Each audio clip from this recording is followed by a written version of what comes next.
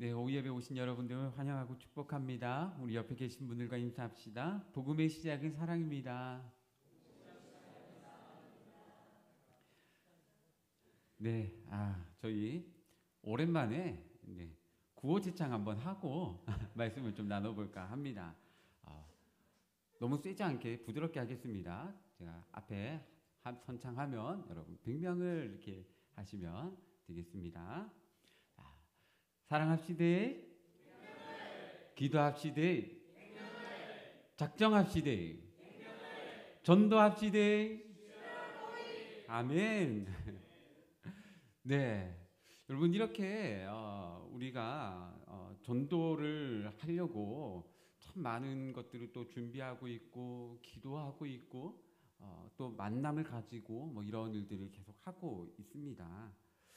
근데 이게 참 생각보다 쉬운 일이 절대로 아닙니다. 네, 저도 이제 만나려고 이렇게 애쓰고 있는데요.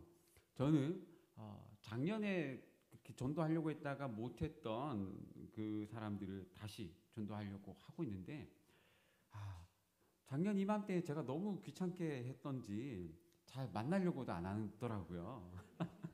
이게 만나는 것도 참 쉽지가 않습니다. 여러분, 그래도 우리가 낙심하지 않고 복음을 전할 수 있는 것은 이것이 우리의 사명이고 또 하나님께서 기뻐하시는 일인 줄로 믿고 나아가는 것이기 때문입니다. 우리 오늘 다시 말씀을 통해서 이 복음의 은혜, 또 복음의 능력, 또 복음의 소망을 발견해 나가고 힘을 얻는 귀하고 복된 시간 되시기를 바랍니다. 여러분, 오늘 본문은요, 그 후에라는 말로 시작하고 있습니다.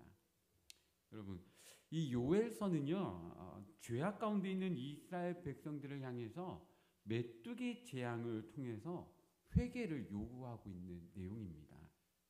우리 요엘 1장 4절 말씀을 한번 보겠습니다. 1장 4절 말씀, 우리 함께 읽겠습니다. 팥둥이가 남긴 것은 메뚜기가 먹고 메뚜기가 남긴 것을 느치가 먹고 느치가 남긴 것을 황충이 먹었도다. 아멘.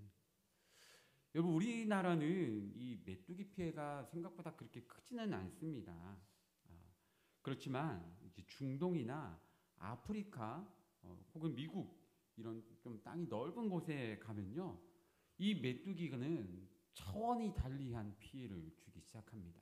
메뚜기 때 사진 한번 좀, 저기 보이는 게 다 메뚜기입니다. 네, 메뚜기가 참 많다라고 하고 그럴 수도 있지라고 하겠지만, 여러분 이 크기가 상상할 수 없는 크기라면 어떡하시겠습니까? 다음 사진 좀 보여주시겠어요? 중동에 있는 메뚜기가 이만한 크기랍니다. 세상에, 이런 메뚜기가 아까처럼 앞이 안 보일 정도로 날아다닌다고 생각해 보십시오. 저는 밖에 못 나갑니다. 네. 참 쉽지 않은 이야기인 것 같아요. 이 메뚜기 떼의 습격, 이거는 정말 큰 재앙일 수밖에 없는 것이죠. 곡식뿐만 아니라 지나가는 곳의 모든 생물, 심지어 가축까지도 다 먹어치운다고 합니다. 그러니 고대 중동의 사람들에게는 말 그대로 메뚜기는 재앙인 것이죠. 회개하지 않는 백성들에게 이런 메뚜기 재앙을 통해서 회개를 요구하고 계십니다. 여러분, 메뚜기로 묘사되고 있는 이 재앙과 멸망, 이것은 하나님의 심판입니다. 그래서 회개를 통해서 재앙과 멸망을 피할 뿐만 아니라 동시에 하나님의 복도 누릴 수 있게 됩니다. 여러분, 이것이 바로 하나님의 심판과 복의 원리입니다. 여러분, 다시 본문으로 돌아가 보겠습니다. 그 후에라는 말 앞에는 여러분 회개할 때 주어지는 여러 가지 복의 모습들을 볼 수 있는데요. 우리 2장 18절 말씀을 한번 보겠습니다. 2장 18절 말씀 함께 읽겠습니다. 그때에 여호와께서 자기의 땅을 극진히 사랑하시어 그의 백성을 불쌍히 여기실 것이라. 아멘. 우리 21절 말씀도 함께 보겠습니다. 21절 말씀 읽습니다. 땅이여 두려워하지 말고 기뻐하며 즐거워할지어다. 여호와께서 큰 일을 행하셨음이로다. 아멘. 우리 26절 말씀도 한번 읽어보겠습니다. 26절 함께 읽겠습니다. 너희는 먹되 풍족히 먹고 너희에게 놀라운 일을 행하신 너희 하나님 여호와의 이름을 찬송할 것이라. 내 백성이 영원히 수치를 당하지 아니하리로다. 아멘. 여러분, 하나님께서 회개하는 백성들에게 메뚜기 재앙이 아니라 이러한 복을 주시겠다라고 말씀하고 계십니다.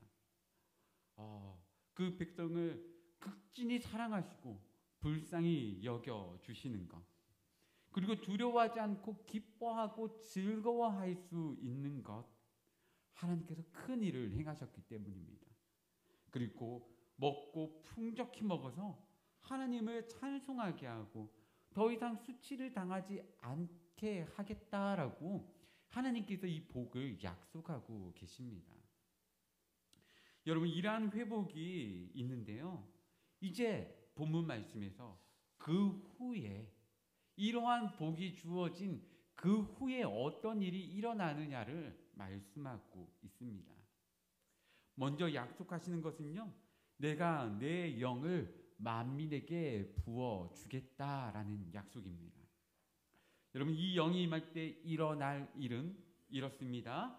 우리 본문 28절과 29절 말씀을 우리 함께 읽겠습니다. 함께 읽겠습니다.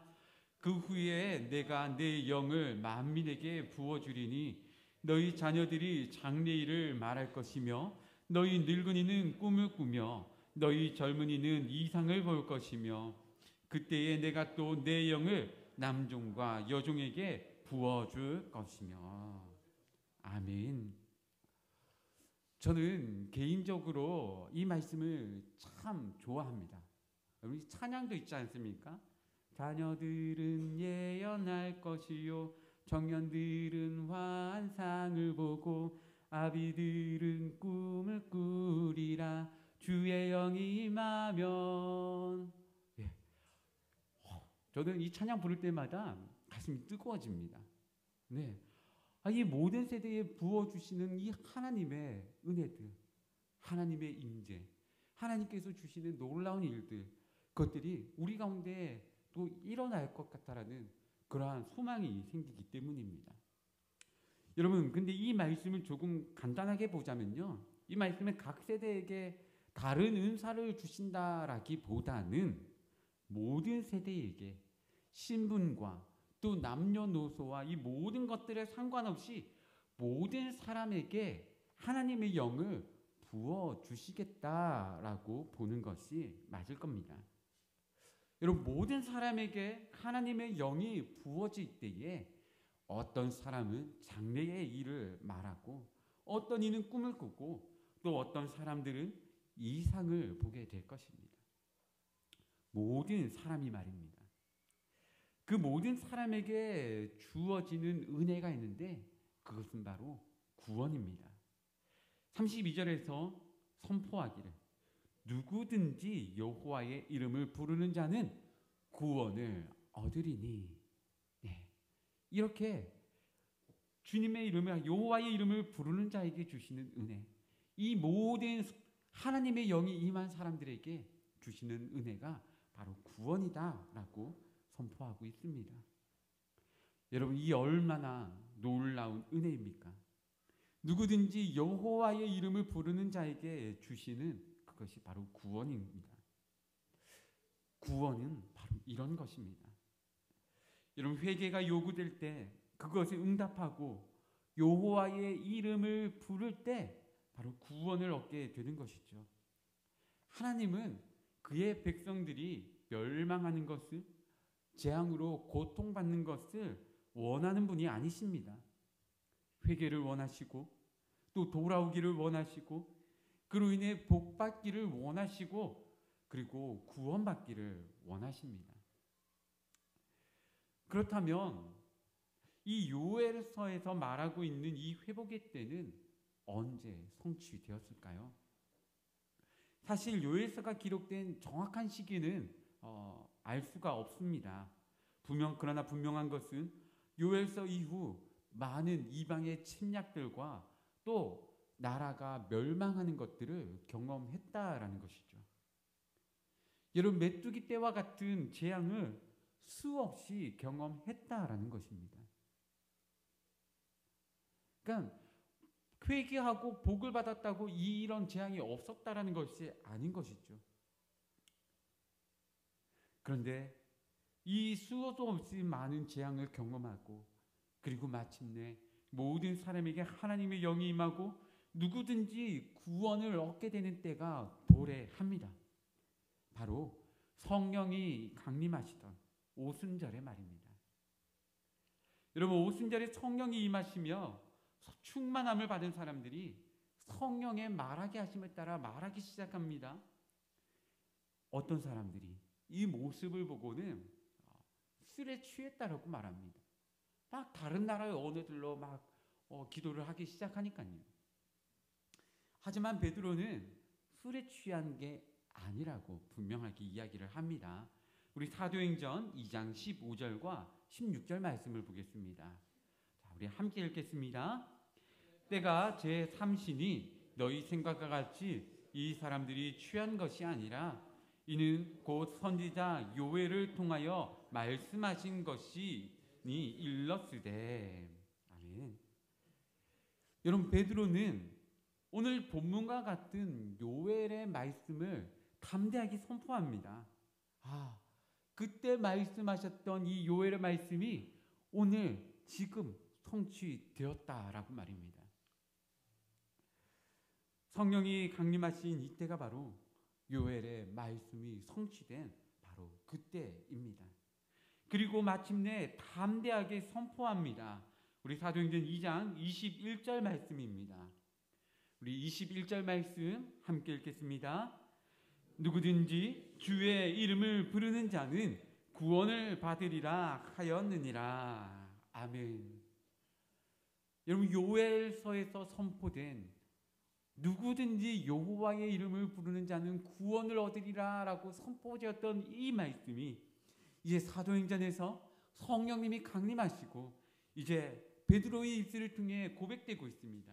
누구든지 주의 이름을 부르는 자는 구원을 받을 거야 라고 말입니다. 여러분, 이 놀라운 구원의 역사는 로마서에서도 동일하게 고백하고 있습니다. 우리 로마서 10장 11절에서 13절 말씀입니다. 우리 로마서 10장 11절에서 13절 말씀 함께 읽겠습니다. 성경에 이르되 누구든지 그를 믿는 자는 부끄러움을 당하지 아니하리라 하니 유대인이나 헬라인이나 차별이 없음이라. 한 분이신 주께서 모든 사람의 주가 되사 그를 부르는 모든 사람에게 부요하시도다. 누구든지 주의 이름을 부르는 자는 구원을 받으리라. 아멘. 여러분, 이처럼 이제는 누구든지 주의 이름을 부르는 자에게 구원이 임하는 그 놀라운 은혜의 때가 도래했습니다. 여러분, 누구든지라는 이 말은 참으로 놀라운 말입니다. 누구든지 주의 이름을 부르는 자에게 주시는 은혜이기 때문이죠. 여러분, 여기 누구든지라는 이 말에 해당하지 않는 사람이 있을까요?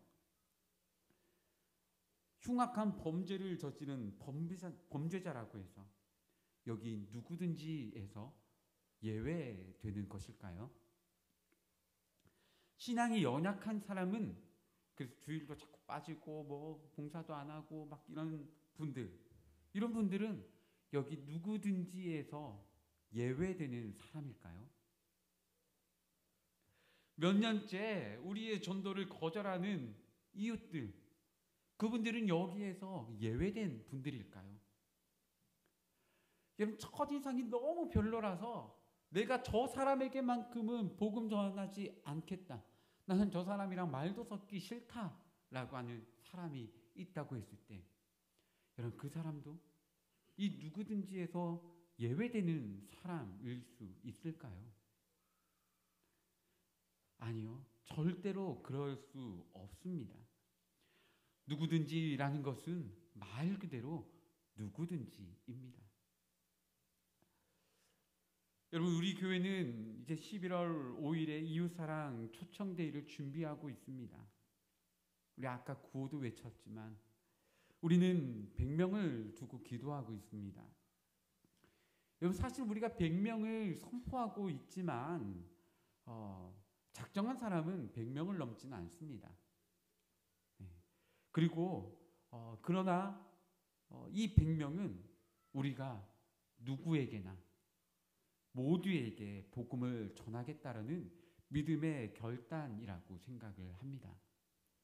100명은 우리 모든 성도가 한 사람씩 전도해 와야 된다라는 말이기 때문입니다. 그러니 우리 모두가 모든 사람에게 복음을 전한다라는 이 믿음의 고백으로 우리 함께 외칠 수 있고 함께 기도할 수 있기를 바랍니다. 여러분, 그런데 우리가 또 더 기억해야 될 것이 있습니다. 이 누구든지라는 말에 우리가 만나는 모든 사람이 포함되어 있는데요. 거기에는 바로 나도 포함되어 있다라는 것입니다. 뭐 하나 내세울 것 없는 나도 그 누구든지라는 놀라운 은혜로 구원을 받았고 오늘 이 자리에서 예배하고 있다라는 것은 사실 그 어떤 누구든지보다 놀라운 사건입니다. 주의 이름을 부르는 나는 구원을 받으리라 라고 고백할 수밖에 없는 것이죠.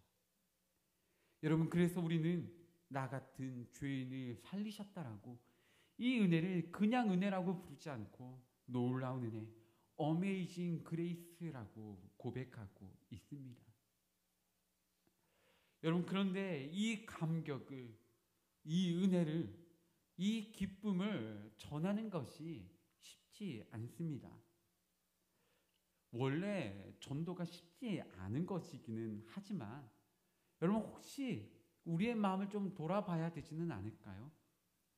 우리에게 그 구원의 감격이 무뎌진 것은 아닙니까? 그 은혜가 잊혀지지는 않았습니까? 혹시 기쁨보다는 지치고 힘든 가운데 있지는 않으십니까? 여러분, 각자의 삶의 모습과 상황이 다르기에 이 자리에서 어떤 해결책을 드리기는 어렵지만 우리 모두에게 공통적으로 적용되는 하나의 해결책은 있습니다. 바로 요엘에서 말씀하신 하나님의 영이 부어지는 것, 오순절에 임하신 성령의 충만함이 우리 위에도 임하는 것, 바로 그것입니다. 우리가 함께 기도하면서 그 성령의 충만함을 구할 수 있기를 바랍니다. 여러분, 당장 이번 주부터 우리 화요일, 목요일 저녁마다 기도회가 준비되어져 있습니다. 여러분, 함께 우리가 간절하게 기도하기 시작할 때 약속하신 주의 영이 우리 위에 충만하게 임하시고 또 우리에게 크신 능력과 또 말할 수 없는 기쁨을 부어 주실 줄로 믿습니다. 여러분, 전도뿐 아니라 우리의 연약해지고 무뎌진 영혼이 그 성령의 충만함으로 회복되는 시간이 될 것입니다. 여러분, 회복된 우리의 삶은 많은 사람에게 복음으로 전해질 것입니다. 회복된 우리의 삶은 꽁꽁 얼어붙어 있었던 사람들의 마음을 열게 될 것입니다. 우리 아까 이 로마서 10장의 말씀을 봤는데요. 우리 로마서 10장 14절과 15절 말씀을 우리 이어서 읽어보겠습니다. 14절과 15절 말씀. 우리 로마서 10장 14절과 15절 말씀 우리 함께 읽겠습니다. 그런즉 그들이 믿지 아니하는 이를 어찌 부르리요? 듣지도 못한 이를 어찌 믿으리요? 전파하는 자가 없이 어찌 들으리요? 보내심을 받지 아니하였으면 어찌 전파하리요? 기록된 바 아름답도다 좋은 소식을 전하는 자들의 발이여 함과 같으니라. 아멘. 사랑하는 성도 여러분, 우리는 약속하신 그 주의 영이 너무나도 필요합니다. 무너지고 무뎌진 우리의 삶이 그 하나님의 영으로 인하여 회복될 것이기 때문입니다. 그리고 마침내 누구든지라고 하신 그 은혜가 우리를 넘어서 우리가 기도하고 있는 전도 대상자들에게, 아직도 예수님을 알지 못하는 우리의 가족들에게, 또 우리 이웃들에게 그것이 아름다운 발걸음이 되어 흘러가게 될 것입니다. 우리 교회 모든 성도님들의 삶이 이렇게 주의 영이 충만하시기를 소망합니다. 그 충만함으로 시작된 이 한 주간도 평안함으로 살아가시고 또 치열하게 싸워서 승리하시고 하나님의 기쁨이 되시기를 바랍니다. 그리고 누구에게든지 아름다운 이 좋은 소식을 전하는 자들의 발이 되어서 우리 주님의 이름을 전하는, 복음을 온전하게 전하시는 귀하고 복된 우리 모든 성도님들의 삶이 되시기를 우리 주님의 이름으로 축복합니다. 기도하겠습니다.